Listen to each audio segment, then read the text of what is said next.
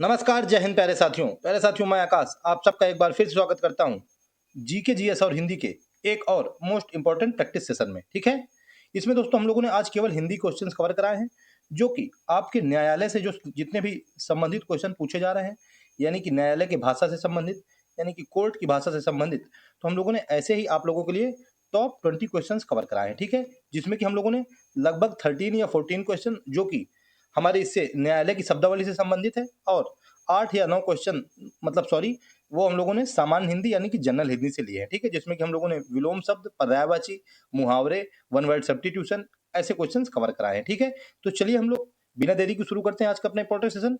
क्योंकि दोस्तों per day बच्चे कमेंट करते थे कि सर आप हिंदी का थोड़ा जो सेशन लेके आते हैं वो थोड़ा लो कैटेगरी का लेके आते हैं। ठीक है, आप उसमें थोड़ा हाई क्वेश्चन ऐड कीजिए।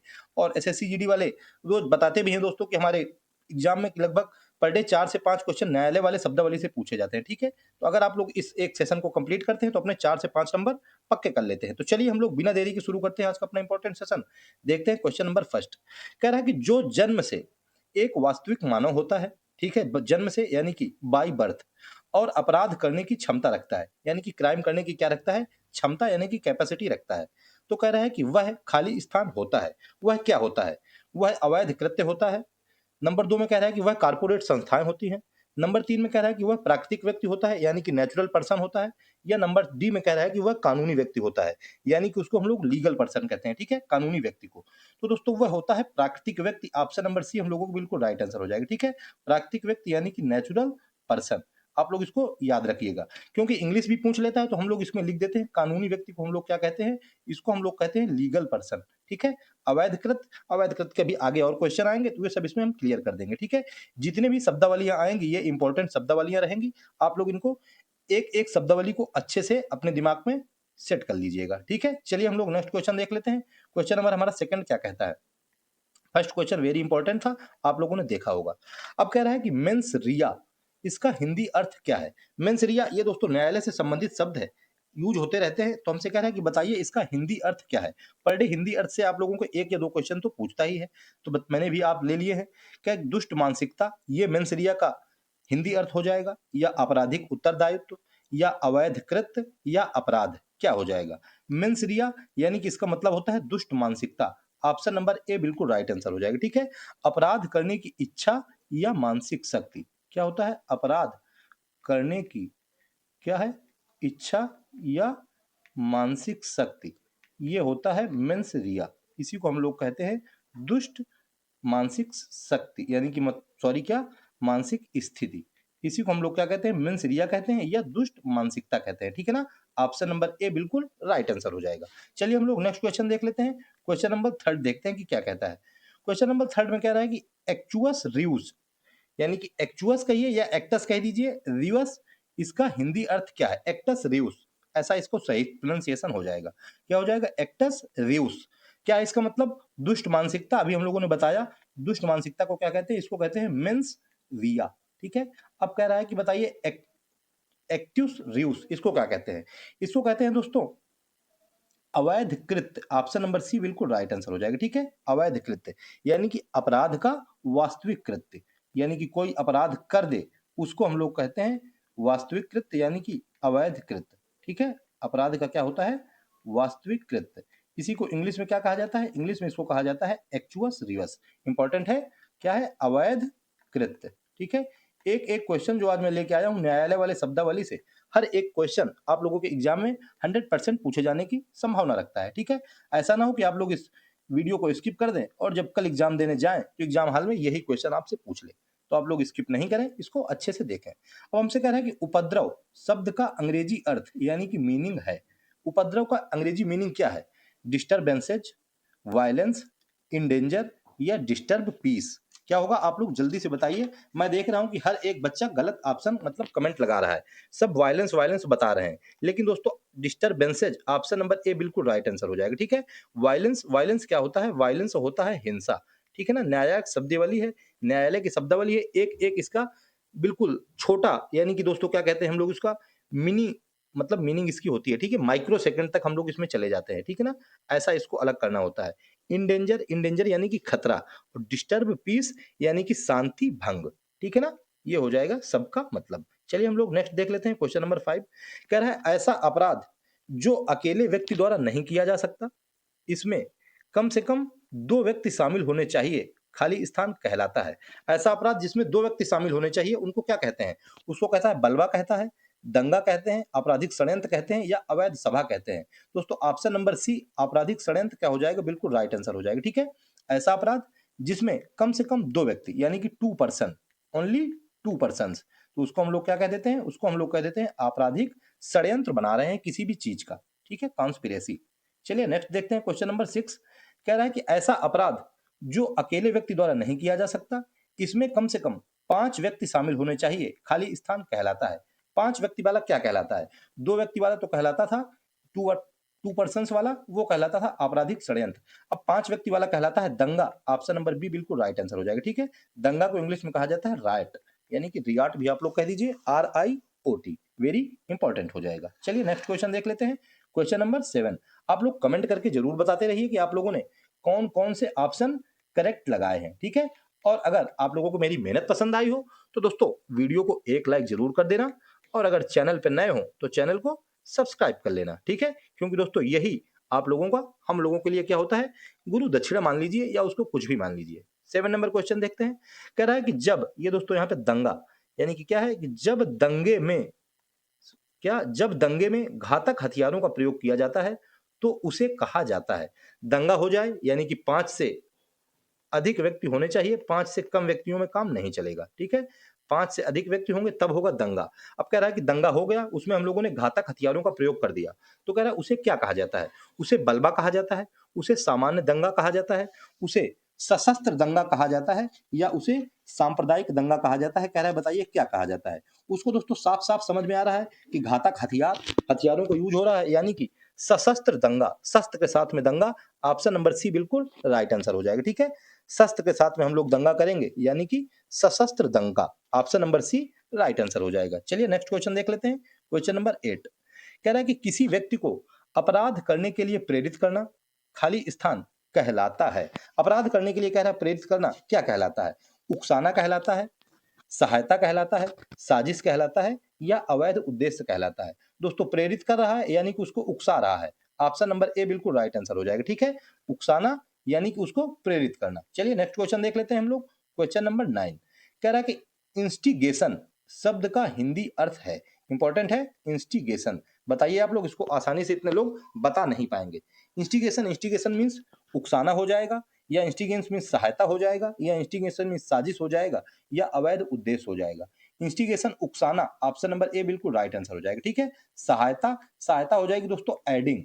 एड मीन्स होता है जोड़ना, यानी कि एडिंग, ऐड कर देंगे सहायता। साजिश क्या हो जाएगा? साजिश हो जाएगा कॉन्स्पिरेसी। क्या हो जाएगा? CONSPIRACY, ये हो जाएगी कॉन्स्पिरेसी, यानी कि मतलब साजिश, यानी कि षड्यंत्र। उकसाना, instigation, option number A right answer हो जाएगा। चलिए नेक्स्ट क्वेश्चन देख लेते हैं हम लोग क्वेश्चन नंबर 10। कह रहा है कि सामान्यतः किसी अपराध की तैयारी यानी कि प्रिपरेशन को भारतीय कानून के तहत खाली स्थान माना जाता है। ये 2 बार भारतीय भारतीय लिख गया है, एक बार हम लोगों ने हटा दिया। क्या कहता है? अपराध की तैयारी को, हम लोग अपराध की तैयारी कर रहे हैं, अभी हम लोगों ने अपराध नहीं किया है, तो हमसे कह रहा है कि उसको माना जाता है भारतीय कानून के तहत। ऑप्शन नंबर ए में कोई नहीं। ऑप्शन नंबर बी में कह रहा है कि निष्कर्ष के बाद दंडनीय, यानी कि न्यायालय में पहले उसका निष्कर्ष होगा, उसके बाद माना जाएगा दंडनीय। नंबर सी में कह रहा है दंडनीय माना जाता है, या नंबर डी में कह रहा है दंडनीय नहीं माना जाता है। तो दोस्तों अपराध की तैयारी करना, ऑप्शन नंबर डी दंडनीय नहीं माना जाता है, बिल्कुल राइट आंसर हो जाएगा। ठीक है? अभी अपराध की तैयारी कर रहा है, उसने अपराध नहीं किया है। तैयारी आप चाहे जितनी करती रहिए, जब तक आपका सिलेक्शन नहीं होगा तब तक आपकी गवर्नमेंट जॉब नहीं मानी जाएगी। इसी प्रकार तैयारी आप जब तक करते रहिए, जब तक अपराध नहीं होगा तो उसको दंड नहीं दिया जाएगा। Question number 11। अब कह रहा है कि इक्विवोकलिटी टेस्ट, खाली मतलब शब्द का हिंदी अर्थ है, इंपॉर्टेंट है, वेरी वेरी इंपॉर्टेंट है। इक्विवोकलिटी टेस्ट, जरा बताइए क्या है? समानता परीक्षण, असंदिग्धता परीक्षण, लिंग परीक्षण या झूठ परीक्षण? इक्विवोकलिटी, मैं देख रहा हूं हर एक बच्चा ऑप्शन नंबर ए समानता परीक्षण लगा रहा है, लेकिन लगा रहा है इसका मतलब वो फंस रहा है। दोस्तों असंदिग्धता परीक्षण, ऑप्शन नंबर बी बिल्कुल राइट आंसर हो जाएगा। ठीक है? इक्विवोकलिटी, वोकल मीन्स क्या होता है? वोकल मीन्स होता है आवाज, यानी कि हम लोग क्या करेंगे? आवाज, यानी कि असंदिग्ध, संदिग्ध कैसा है वो, उससे इक्विवोकलिटी टेस्ट करके पता कर लेंगे, ठीक है। असंदिग्धता परीक्षण ऑप्शन नंबर बी बिल्कुल राइट आंसर हो जाएगा, ठीक है। इंपॉर्टेंट क्वेश्चन था, आप लोग इसको अच्छे से याद कर लीजिएगा। चलिए हम लोग नेक्स्ट देखते हैं, क्वेश्चन नंबर 12 की तरफ चलते हैं। दोस्तों ये 11 जो क्वेश्चन थे, 11 क्वेश्चन ये न्यायालय से संबंधित थे, यानी कि कोर्ट वाली भाषा से संबंधित थे, ठीक है। आप लोग इनको कमेंट करके बताइए कि आप लोगों ने टॉप 11 में कितने क्वेश्चंस करेक्ट किए, ठीक है। अब हम लोग जनरल हिंदी का अपना सेशन देख लेते हैं। कह रहा है घर शब्द का पर्यायवाची है। घर शब्द का पर्यायवाची क्या है, जरा मुझको जल्दी से बताइए।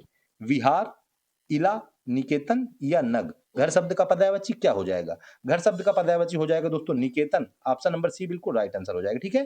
क्या क्या हो जाता है?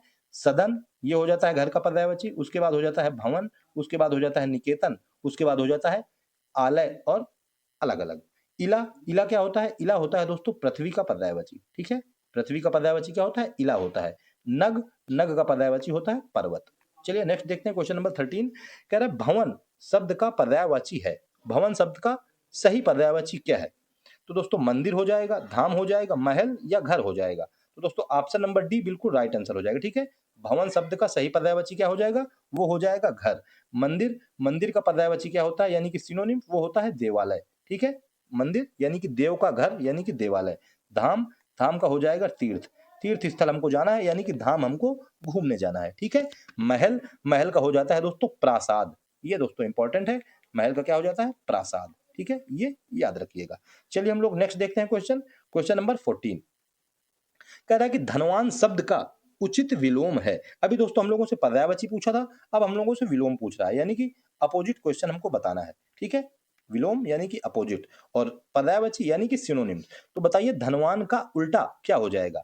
अकिंचन, किंकर, कंचन या धनाढ्य। दोस्तों धनवान जिसके पास धन ज्यादा हो, अकिंचन जिसके पास धन ना हो। ऑप्शन नंबर ए बिल्कुल राइट आंसर हो जाएगा, ठीक है। अकंचन मतलब अकिंचन, ये होता है धनवान शब्द का विलोम। एक से एक इंपॉर्टेंट क्वेश्चन है, मतलब अच्छे अच्छे क्वेश्चन है। हर एक बच्चा मैं देख रहा हूं फंस रहा है, ठीक है। क्वेश्चन नंबर 15 कह रहा है कि उद्धत शब्द का उचित विलोम है। हिंदी दोस्तों केवल देखने में और सुनने में इजी लगती है, लेकिन जब उसको सॉल्व किया जाता है तो टफ हो जाती है। उद्धत शब्द का उचित विलोम हमसे पूछ रहा है, बताइए उद्धत का विलोम क्या हो जाएगा? उद्धत, उद्धत का विलोम हो जाएगा सौम्य। ऑप्शन नंबर बिल्कुल राइट आंसर हो जाएगा, ठीक है। सौम्य, सौम्य को हम लोग मृदु कहते हैं, यानी कि मृदु या मुलायम। इसका मतलब उद्धत, उद्धत का मतलब होता है कठोर, ठीक है। चलिए नेक्स्ट क्वेश्चन देख लेते हैं हम लोग, क्वेश्चन नंबर 16। कह रहा है आए थे हरिभजन को ओटन लगे कपास। मुहावरे का अर्थ है। अब हम लोगों से मुहावरा यानी कि लोकोक्तियां पूछ लिया है, ठीक है। मैं आप लोगों को पर डे बताता हूं कि जो ये मुहावरा शब्द है ये अरबी भाषा का शब्द है, ठीक है। इसका मतलब होता है बातचीत करना। चलिए आइए बातचीत करते हैं। कह रहा है कि आए थे हरिभजन को ओटन लगे कपास। मुहावरे का अर्थ क्या है? हरि भक्ति का मार्ग कठिन होता है, ये अर्थ है। नहीं, ये तो गलत हो जाएगा। नंबर 2 में कह रहा है उद्देश्य की प्राप्ति में असफल होना, ये भी गलत हो जाएगा।